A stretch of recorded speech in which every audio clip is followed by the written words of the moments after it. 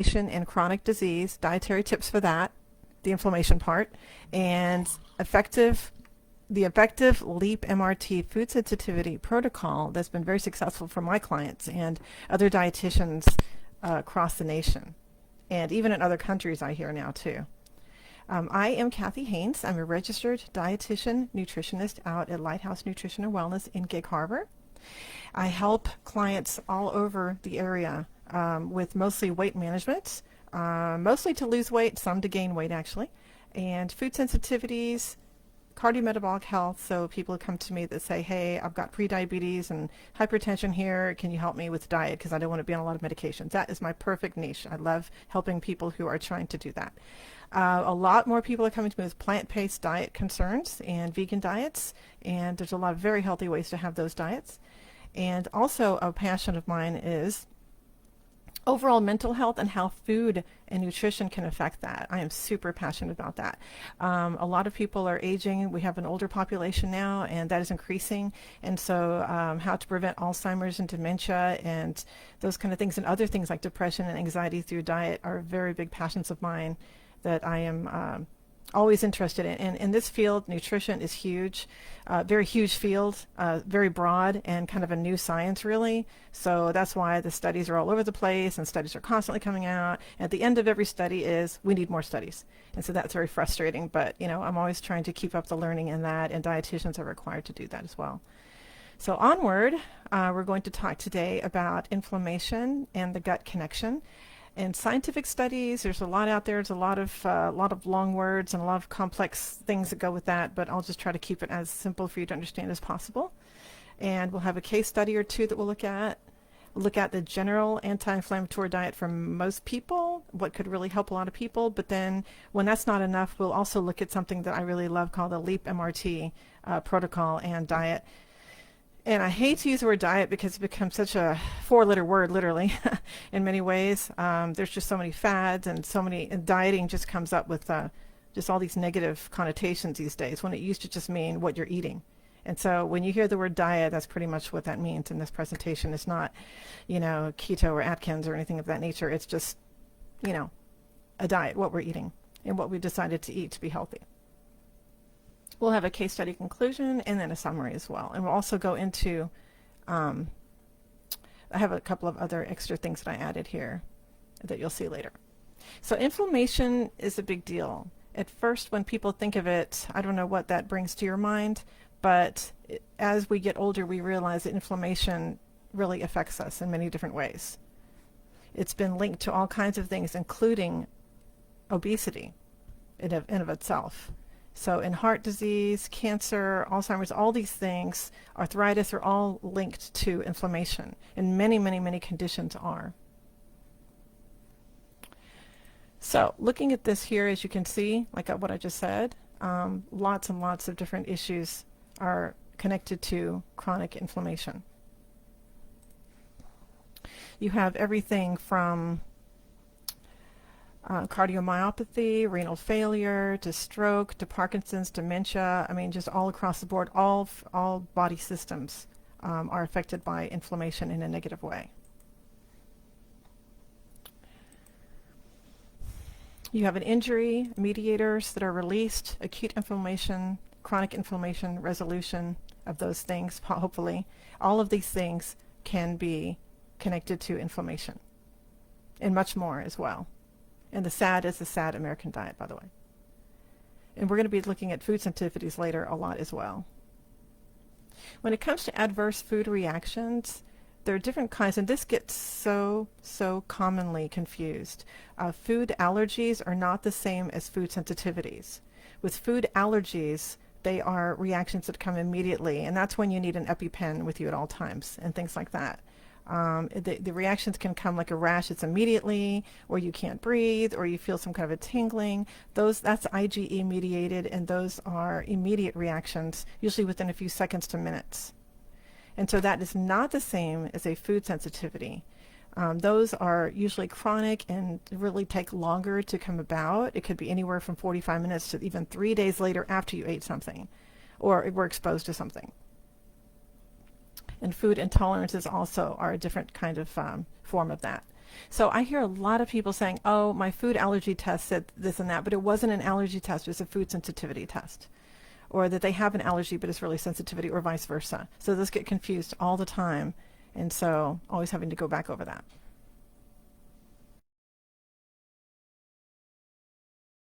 So moving along. So this looks like a lot, but I'll explain what this is. When it comes to the GI tract, because a lot of the food sensitivities are coming that way, it can come anyway, it can come through skin, it can come in all kinds of different ways that it can manifest itself. But a lot of times, a lot of my clients that have come in for the LEAP MRT test have had IBS. A lot of times their GI doctors and general doctors are like, you know, we don't know what you have, it's just, we'll just label it as IBS. So if they have, I usually like to get my GI clients, GI meaning gastrointestinal clients, to go see their doctor first to screen out things like celiac disease or fructose malabsorption or SIBO, small intestinal bacterial overgrowth, or all the different things, lactose intolerance, all kinds of things it could be. And once that has happened and they still don't know, everybody's scratching their heads, then we look at some other things, anti-inflammatory diet, as well as the LEAP MRT, which again I'll talk to you about. And so this is showing that this is the intestinal wall. And so these are the different cells along the border, and that what separates the food from the body is very, very thin. It's just like one cell thick epithelial cells. And so most of our immunity is in the gut as well. So you can see this here with the lymph nodes, and everything's very closely connected. So the M cells have to be the floodgate, or the barrier between those things. And so lots of things, the leaky gut syndrome means that some of these particles can get out and in our system without much barrier, really. So that's very important. What we're eating and what we're consuming can really definitely affect us. There are over 8,000 studies linking diet to inflammation. So what we eat is a huge impact on us, for sure. In this Digestive Disease Week of 2000, the first quantification of the abnormal inflammatory response, they looked at 6 patients with severe IBS and did biopsies on them, and that found that most of them had some type of definite abnormality in the interstitial cells of the Kajal, the pacemakers of the gut, in 5 patients, and also definite inflammatory infiltration of white blood cells in the myenteric plexus. So that just basically just goes back to showing what I just said, that that a food definitely can make a very big impact on this. And rheumatoid arthritis definitely involves inflammation. And so food sensitivities, they have found, also can impact that. So anybody out there in the audience with rheumatoid arthritis, which is an autoimmune condition, would definitely benefit also from this presentation and the diets that I'm going to explain about. So anti-inflammatory diet, general versus specific. There's a general anti-inflammatory diet that we'll go into, and some different foods and herbs and whatnot that can definitely help you. And if not, the LEAP MRT could definitely help more specifically, because that's a case-by-case basis of a protocol. And also immune-compromised patients can also consider this as well. The research continues that anti-inflammatory properties are very, very prominent in foods, herbs, and spices. Curcumin is one of them, and that is in the agent found in turmeric. And it has been very, very heavily studied in nutrition as a very potent anti-inflammatory agent. And it helps many different areas: pulmonary, cardiovascular, metabolic, autoimmune, and very, very much so. So turmeric and curcumin, many of the studies have shown that the pharmacological effects, such as the NF-κB, the pathway and downregulation expression, are very, very helpful in these areas.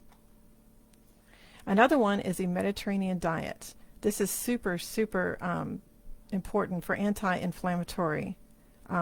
Has been voted, on a side note, I'm very excited about this, but it has been voted 4 years in a row as the best diet overall, not just for anti-inflammatory effects, but for everything, for weight management and for cardiovascular and many different conditions as well. As you can see in this food guide pyramid, I think it's very, very exciting to note that the vegetables and fruit are very prominent here. It's a complex carbs as well, and it's good to see that they have put exercise in here as well. And in the Mediterranean diet, it's not only a diet, it's also a lifestyle as well. So there's a lot of just walking, and family and community plays a major role. Water is emphasized here. High polyphenol content wines are here. Meats are very low in that type of diet, as well as the blue zones, if any of you are familiar with the blue zones, which I'm also very passionate about. But meats and sweets are seen here at the very top of the pyramid, and fish and seafood is more prominent. And one of the benefits is probably the high omega-3 content of a lot of those, which we'll also get into a little bit more. Poultry, cheese, eggs, and yogurt are also here. And so it also should be noted that just entirely plant-based diet can also be highly beneficial, so those are not necessarily required, some of these. And it might be helpful for some vegans and vegetarians to note that although fish and seafood are here, the fish get their omega-3s from algae, so we'll talk a bit more about that as well. So I don't have a pyramid on here for you guys, but for vegetarians and vegans, but also there are pyramids out there that can help you eat healthfully in that way as well. So as you can see here in this particular study, the Mediterranean diet improved lipid profiles, blood pressure, insulin resistance, and systemic markers of inflammation compared with the low-fat diet even. So really, really good. Not all fats are bad, by the way, so that's one of the things that makes this interesting. The omega-3s, which are very low in most diets, most American diets, is probably one of the reasons of that. Kind of a wordy slide here. But anyway, dietary patterns high in refined starches, sugar, saturated fats, and trans fatty acids are not good for if you're trying to avoid inflammation. They are poor in natural antioxidants and the fiber from fruits and vegetables and whole grains. And like I said, poor in the omega-3 fatty acids that can cause an activation of the innate immune system, most likely by an excessive production of pro-inflammatory cytokines, which is immune system reaction. So the Mediterranean style diet was really rated very well for this, to reduce that. So we're going to talk about some anti-inflammatory foods and spices and herbs. This is like considered the anti-inflammatory food guide pyramid. I know we saw another one a minute ago, which is for the Mediterranean diet. But as you can see here, they added the herbs and spices, which was really nice, and the fish and the seafood. And again, algae and seaweed also have omega-3s, which the fish and the seafood, or the fish and the sea creatures can get theirs from as well, and which we then eat. So this is showing the supplements. It could be omega-3s and others, and then the tea, white, green, and oolong, the green tea especially, and red wine. So those are all some things here. So what makes an anti-inflammatory kitchen? Some of the general anti-inflammatory foods are, again, an abundance of fresh plant foods, beans, nuts, seeds, olive oil, and avocados. Beans are a very, very healthy food that I'm constantly trying to encourage my clients to consume for so many reasons, because of the high protein and fiber content, and which is also thus very good for the gut biome, which is not going to be really addressed in this presentation, which would make a whole other presentation of itself. And one thing I'm very, very excited about beans is that there's so many more things that can be used in than some people generally think of. Some people think of black beans and refried beans, but lately, for example, I've just recently showed my clients how to make bean smoothies, for example. So there's just a very high versatility to beans. There are bean desserts. There's just so many things that you can make beans with. Even pastas now, probably you have noticed that some beans are making their way into pastas, like Barilla, high protein, and others. So nuts, seeds, olive oil, avocados, those are all very good anti-inflammatory foods. Herbs and spices like garlic, ginger, and the turmeric, which has a curcumin that we were talking about, curcumin. Wild fish, which is low in mercury, and which is usually the smaller ones. The smaller fishes are lower in mercury. Organic free-range eggs could be an option. Green tea, which has the catechins that are anti-inflammatory. And cocoa and dark chocolate, which can be in itself a very healthy thing with a high antioxidant scoring that can be used as like just when you have just cocoa powder or raw cacao, and you use it in different things. Recipes with no added sugar can be very helpful. Like a very, very good combination is with dates, for example. Dates or raisins with cocoa powder in different applications. So those are some good choices. So, as I've said many times, the omega-3s, the ALA is from plant sources, alpha-linoleic acid from walnuts and chia seeds and flax. Those are very good ALA omega-3s. However, the conversion rates of the DHA and EPA that's also needed is somewhat low.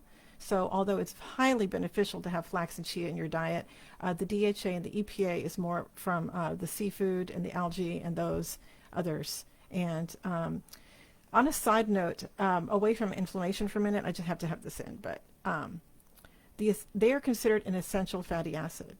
I can't tell you how many times I have my wonderful clients, they are taking their vitamins and they're eating a healthful diet, but when it comes to the fish oil or the algae oil for the vegans, I say, so how's that going? And it's like, well, they just take it when they feel like it, or they have it around, or when it's on sale. It is an essential fatty acid. So what does that mean? That means we have to have it.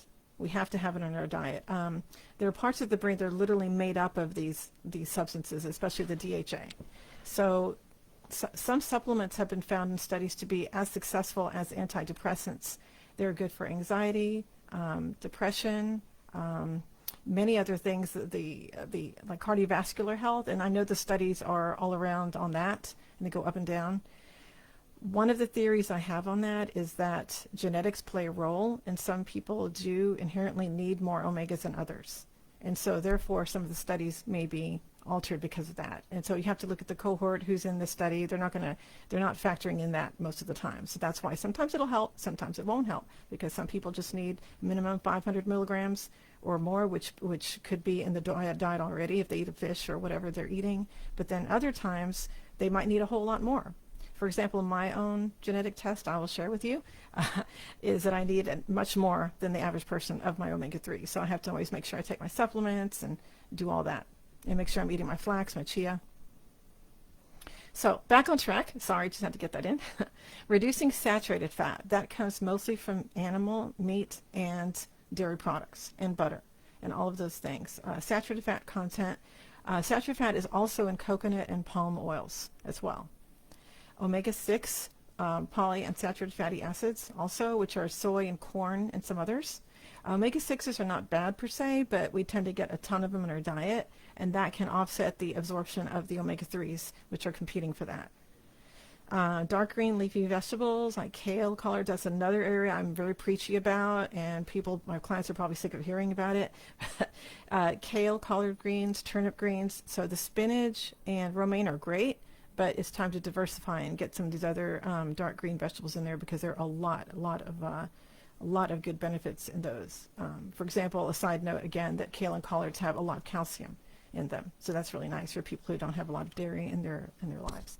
So all of these are good in the anti-inflammatory kitchen. Avoiding hydrogenated oils is a very good thing. Hydrogenated oils are fats that have been hydrogenated, obviously, usually in the form of trans fats. And so everyone was screaming no trans fats in the community and consumers, and thus in the food industry, and they listened. And so when you pick up a package of any food these days, usually you don't see trans fat. You see they broadcast trans fat, 0 grams, very little. But if you look more carefully, more servings of that product could mean that now you're having some. And so just watch out for trans fats, because sometimes even a little bit, it might be just half of a gram, and it's not showing it, but it still has it. So that would be like coconut, palm, and hydrogenated oils. If you see the word hydrogenated, be concerned. Another issue with that is that there is interesterified, it's a mouthful, interesterified fats now, and the food industry is using that, and it can be seen as something that is similar to trans fat, and they're starting to look into if that is causing cardiovascular issues or not. It would be just about almost as bad, if not as bad, as trans fats. And guess what? This is bad news, but it's not going to be on the label. So what is the answer for that? I wish I could hear you guys talking right now. Usually my classes are very interactive, but the answer to that is whole foods. So just eat more whole foods and you won't have to worry about it. So picking up an avocado, having full olive oil, things like that. You don't have to worry about a label full of these things, and also hidden things that may not even be on the label at all. So limiting refined grains.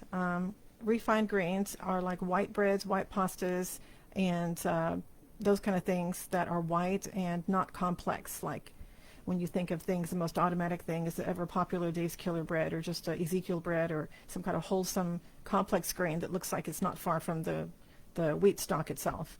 So that would be a complex grain, the dark brown, darker, hardier grains that are not so refined and taking all the nutrients out. Added sugars, that's a whole nother topic in of itself. Considering non-GMO foods, yes. And so anytime there's inflammation, you might want to look at other conditions that could be involved as well. Get a drink of water real quick. Thank you. So the anti-inflammatory kitchen would include all the things we mentioned earlier, and it would have things like apples, green tea, onions, citrus. The quercetin is an anti-inflammatory flavonoid, which is a plant pigment. And by the way, on a side note, it's important to get, quote, a rainbow in every day of your diet. So as many different colors of fruits and vegetables as possible, because every color reflects a different nutrient. So that, I think, is really fascinating. The purples have the anthocyanins, which can reduce blood pressure. Oh, here I go again, getting off track. Okay, I get real passionate about this. But moving on, just getting a lot of colors into your diet is a good thing. The rutin is which is in buckwheat, asparagus, citrus, and cranberry, for example, is a bioflavonoid antioxidant that helps the body make collagen, which anyone who likes nice skin would know. That would be a very good thing. As we get older, we lose the ability to have collagen in our skin. And also to process and use vitamin C. That would be a very nice thing to have for good skin and for overall health as well. Whereas Veratrol is found in the skin of grapes and red wine, and that is also an antioxidant polyphenol, which protects against cancer and heart disease and many other things. So these are just a few things. I mean, this is never just a list of everything. Obviously, there's many more things, but these are just an example of some anti-inflammatory foods that might be good in a kitchen to experiment with, try out. The omega-3s, again, I really focus on that being very, very important. So if you eat seafood, then salmon, sardines are great, the cod. If you are a vegan or a vegetarian, you could focus more on the flax, the walnut, the chia, and algae. Look at algae supplements from a reputable company. Let's see here. I've been studying lately that beets are really good for the nitric oxide and reducing blood pressure. So that's another little freebie there I'd like to share. Prebiotic foods. The reason that prebiotic foods is really good is because of the link to the gut biome. So they're very good for helping the gut biome to be healthier. And if you have a healthy gut biome, the bacteria, which is in the intestinal area, that in turn will help you as well, very much so. And prebiotics is not the same as probiotics. Probiotics are the actual bacterial strains that people are ingesting in the form of powders or capsules and supplements. And sometimes yogurt and different things where it has been added. Vitamin D. Vitamin D is a nutrient that comes from it's a prohormone that's activated from sunlight exposure, but also found in some foods as well, including, not shown here, but dairy products as well, that is usually added. So the anti-inflammatory kitchen could have lots of herbs and spices. There's a lot of agents within just the plant world itself that's just way too long of a list to even include. So just a plant-based diet can be extremely helpful in and of itself. And some of the ones that really stand out are the garlic, the ginger, the turmeric, and these other ones here, cayenne pepper, cinnamon. So I hope that's helped you just generally to see what an anti-inflammatory diet could look like. And when that is not enough and you feel like, well, you know, that might be great, Cathy, but every time I have turmeric, or, you know, I don't feel right after that. Or how about every time I have cinnamon, I don't tolerate that either.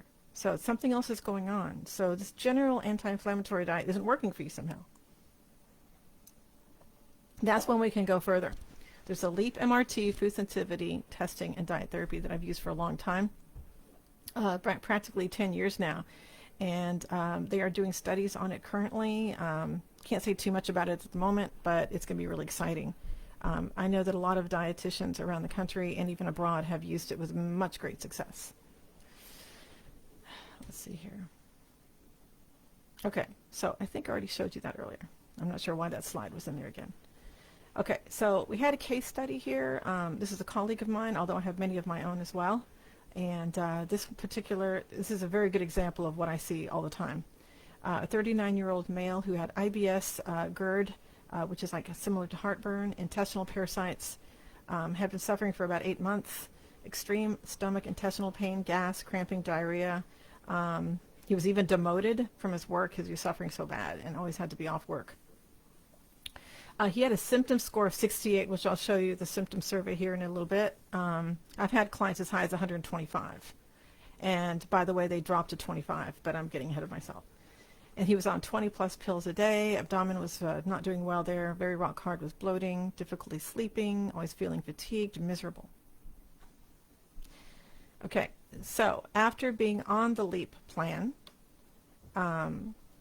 he ended up with a 68 score of all the symptoms, being at 68 down to 11. He was able to go back to work within 1 month, was able to isolate the foods that were GERD triggers, and even the GERD dissipated, the heartburn type symptoms, and able to go off medications as well. So that's the kind of thing I see all the time, and it's just really, really exciting.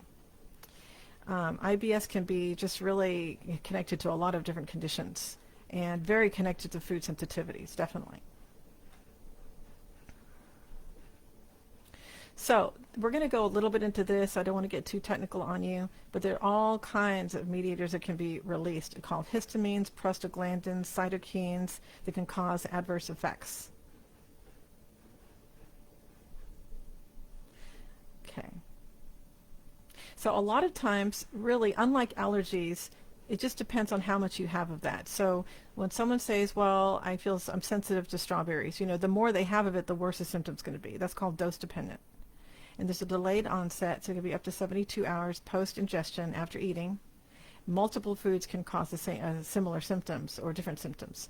And there's no universal bad food. Broccoli and kale may be great for a lot of people, but for some people, they're sensitive to it, and that's just all there is to it. And it could be one of two different things, just overexposure to it, and the body is just tired of it, or it could be that they're just, just born with that sensitivity. So without help, with a typical blind elimination diet, if any of you have been on a blind elimination diet, you know that what a pain in the butt it can be. You have to write down everything and just kind of figure it out. And like I said, if it takes up to 3 days to figure out, what you ate, that's a lot of food to try to figure out. There's almost no way. Some people are successful at that, and I'm not shooting that down. I mean, if that has worked for you, that's great. I'm just saying there is another option. Excuse me. So, of the different adverse responses, you have the classical allergies, which are type 1, and it's IgE modulated. Then you have the delayed allergies, which are not really allergies, but sensitivities or intolerances. And so these are different ones, type 3 and 4. And the LEAP-RT tests for those, not the IgE. So if someone comes in and does a LEAP MRT food sensitivity testing, and they are allergic to soy, let's say the LEAP MRT test showed that they can have soy, that's because that's a whole other pathway.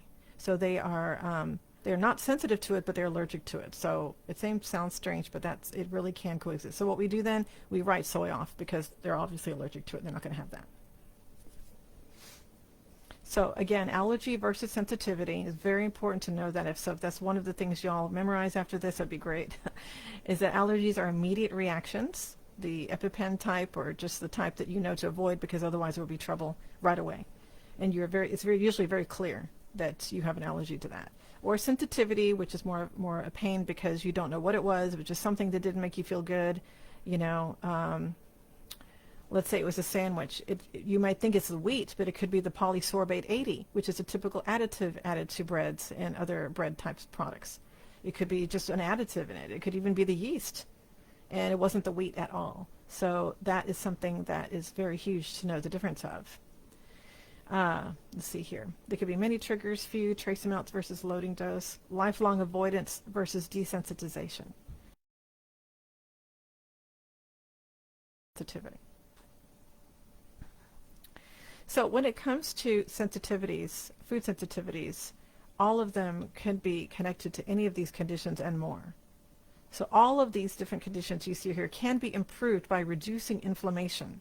And if the anti-inflammatory diet didn't help that we saw earlier, the LEAP MRT definitely can. So these are all the triggering mechanisms, cellular activations here that can cause the mediator releases, the mediators that are released, and therefore the symptoms. And they can be anything. I had a client who, I'll never forget what she said, but she had done the LEAP MRT food sensitivity testing and then the diet that came with it. And months later she says, quote, I had edema I didn't even know I had. So she didn't notice she couldn't see her ankles, and now she could see her ankles, so she didn't even realize she had edema all that time. And if you don't know what edema is, that means just water accumulation in the body, just a puffiness. When you push your finger in and your finger stays, there's still a hole, and then it slowly goes back.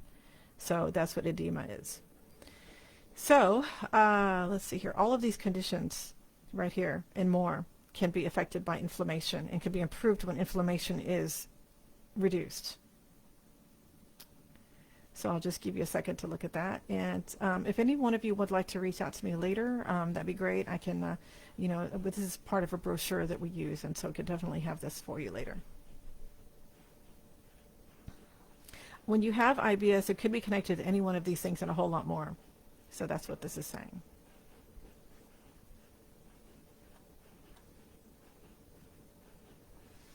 So it's important to measure mediators because they can come about in many different ways. This is evidence of chemical warfare going on in the body. A smooth muscle contraction, evacuation, if that's not working right, what can happen? Think about it. That could evoke diarrhea. And so inflammation, leaking white blood cells, that's great to have white blood cells, but to the point of infection because they're just leaking so many of them. Fever or total flu-like symptoms can also happen. Just having a lot of inflammation is not good. It can disable the white blood cells which are trying to work for you, or give them, reducing them can give the white blood cells something less to shoot at. So it can just cause, basically what this is saying is it can just cause haywire to the immune system and to the white blood cells overall. Okay, so this right here is saying the immunosuppressants and probiotics. You have to be very careful with this. A sideline note is that those who have cancer or other autoimmune conditions, or just somehow their immune system is weakened, really should stay away from probiotics without medical supervision. So that's something that's very, very important to note. There's a lot out there about probiotics right now and how great they are and whatnot, but to be honest, it's important to know because different probiotics have different strains, and so different strains will help different things. So just to go get a general probiotic that has certain strains in it may or may not help a person. And so depending on what condition they have, there can actually be septicemia caused and just overall body infection of the wrong strains getting in, and the body wasn't able to adjust to the probiotic, and therefore it caused a lot of trouble. It could be actually very dangerous. So when they used to say, hey, you should have probiotics, now they're really pulling back in the medical community to say, we have to be careful about this and work with the specialist on that. And unless you're very healthy overall and just had recommended by your doctor, hey, to take this general probiotic because you had diarrhea or because some kind of simple situation that it's very predictable that this would help you. But not just because, hey, this will be making me healthy and I'll just do this on my own when you have medical conditions already. That can be dangerous. So that's what this is saying. Okay, so this is a chart explaining the differences of the different types of food sensitivity tests that are out there that are very popular. If you already have had a food sensitivity test and it was not the LEAP MRT one, which is this first column here, very likely it was this one.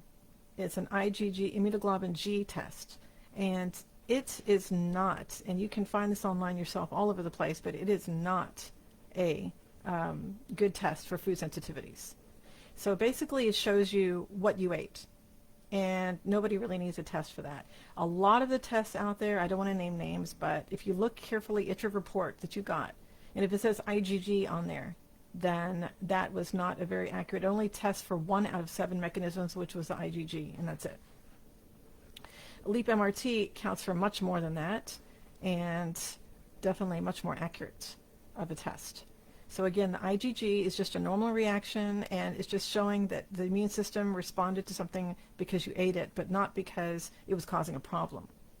So, and these others also are not as accurate as LEAP MRT as well. So I cannot tell you how many times I've heard clients say, oh, those that food sensitivity test, oh, I got one of those already. And I said, okay, well, that's great. That's great that you are proactive about your health, but could you do me a favor and tell me if this was an IgG test or not?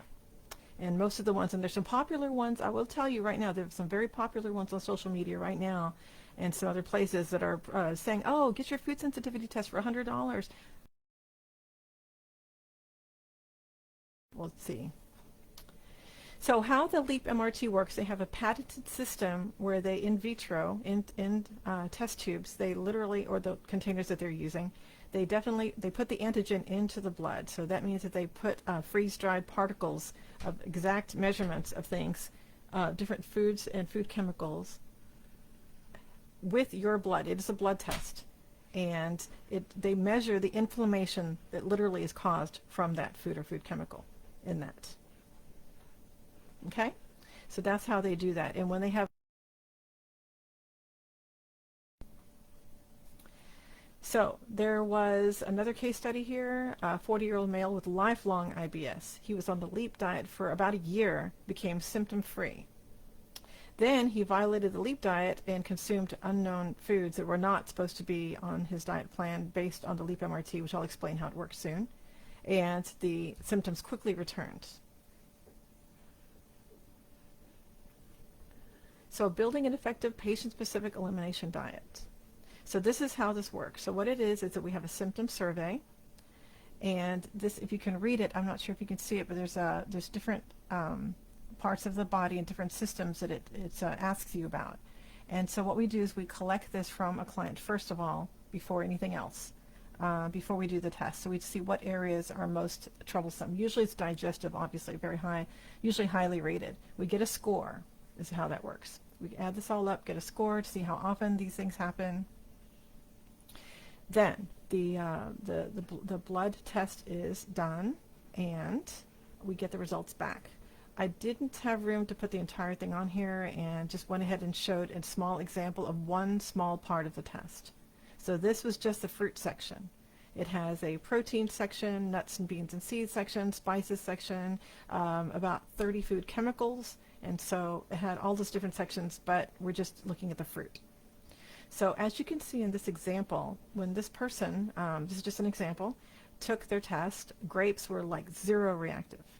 Just practically no inflammation caused whatsoever. And as you can see with the grapefruit and blueberry, and both of those, pineapple and apple, apricot, blueberry, and grapefruit, all of those caused much higher reactions, with the grapefruit being the highest. The yellows are also considered reactive. So those three also, cranberry, raspberry, and pineapple. And as you go down lower and lower and lower, the lowest reactive, or the quote, the safest foods for this person would be grapes, olives, orange, avocado, and strawberry, and all these other ones. So as you can see. Okay, and so when Oxford gets those results and they see what is low reactive and high reactive, they take and they make a diet out of these low reactive foods. So what you see here is the diet plan for the first 2 or 3 months or so. So what happens is those foods that were lowest reactive are right here in this entire sheet. And so all of these are low reactive foods from all the food groups, including flavor enhancers: nuts, seeds, oils, dairy, miscellaneous fruits, vegetables, starch, grains, and proteins. So the first couple of weeks or so, the client is only supposed to eat these foods from the first 2 columns. Again, if there are any allergies that are concomitant with this, for example, let's say they are allergic to corn, then we would write that off. So everything except corn. Because like I said much earlier, allergies are a whole different pathway. So what happens is the first 2 weeks are eating these, and then as we go into the different phases, we try to get them to a baseline where the symptom survey is a really low score. And so once they're at a low score, we start implementing slowly one food at a time, going from the left to the right. So as it says here, There's a lot of help. It looks daunting at first, and one is thinking, okay, well, how am I going to eat these things? Well, that's where the dietitian comes in. Again, I sit down with the client, and the whole session after we get the result back is literally meal planning. So I have an empty menus page up that you don't see here, and we just basically create a menu. So let's say they like oats. Okay, so we can mix that with a fruit down here. And we just literally, I just kind of help them along with what they already like to eat. We try to keep that in that, keep it together with what they already like. So like if they like Mexican food, for example, very much, then we try to find something here that would work, like corn with something else and different spices. So we just basically plan a menu for them. This is also called the Immuno diet because it causes, all of these foods will cause the least amount of inflammation for the person. So it's just really amazing what it can do. I will show you. This is the symptom survey score table that was put together here recently, and it can show here that out of 412 people, out of all of these conditions, as you see here, this is fibromyalgia, by the way, where they started out with on their symptom survey scores, which was this right here, when they filled out their sheet, their number down here was a total of all the symptoms they had. So the higher the number, the more they're suffering. Okay, so it starts out here, and look at these numbers. Some of these people were at 79, 77, 101. Look at how the numbers improved.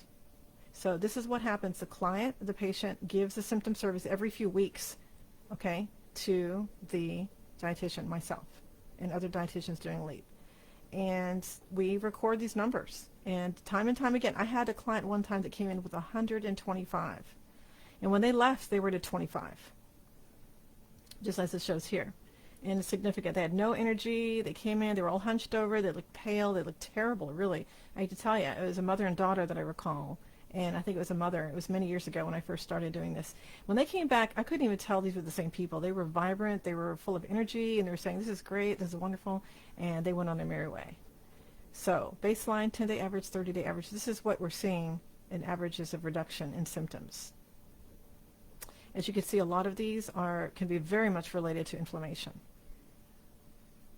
Now, this doesn't mean that this diet will cure these things by any stretch. It just means that it will definitely help take the pressure off and reduce inflammation, because inflammation is a very big part of these conditions. Think of arthritis. Think of how much that's connected to that. And a lot of times IBS as well. And even migraines, pressing on certain nerves perhaps. So as you can see. This is my own case study that happened not long ago, and I'm very proud about. This lady here, with her permission, without her name, came to me to lose weight, but she had a few other symptoms as well that she was looking to get rid of. I don't have the exact pounds. Oh yeah, it was around 35 pounds that she lost before she went on the LEAP diet, and this is her afterwards. And what is so interesting to note is that while I do help my clients to be aware of calories and the amount of foods they're eating, as well as intuitive and mindful eating components thrown into my weight management, this lady was not really watching her calories, which I found amazing. And this is the one I told you about that had edema in her ankles that she did not know she had. So that was just amazing. And she, not only that, she said her hair was actually reversing the gray color on its own, which I thought was pretty amazing. So she lost over 30 pounds solely on the LEAP diet alone. So I do get tempted to tell all my weight management clients, well, would you like to try the LEAP MRT diet as well? And, so definitely if they have symptoms, I look for symptoms that they're mentioning. And if it's a lot of gastrointestinal, I try to have them go by their GI doctor first and screen for a few other conditions first. And if they're still having question marks about it, then I say, well, you might want to consider this LEAP MRT over here. It's helped a lot of people, including this lady here, one of my former clients, with her permission to show this. So in summary, inflammation is at the root of many chronic diseases, and even obesity itself. If you are very overweight, it kind of goes in hands. It's a chicken or egg thing. They kind of exacerbate each other. Obesity and inflammation, they're mixed together. So that's something that even if you're just overweight, you may want to consider as well. Immune mediators are responsible for the GI and systemic symptoms. Diet plays a huge role in the inflammation process. There is a role for both general and patient-specific anti-inflammatory diets, meaning that the previous, like the anti-inflammatory diet at the beginning of the presentation can help a lot of people, but the LEAP MRT can help specifically for people who are still having trouble. So special thanks to my Cal Hogan. She's been a mentor and colleague for a long time who contributed some things to the presentation. And thank you so much for attending and for your interest in your health and in my class. And here is my information if you would like to contact me. I'm also at lighthouse-nutrition, lighthouse-nutrition.com. And thank you again, and thank you to Marlene for letting me do this class, and look forward to hearing from you if you have any questions or for any help. Thank you.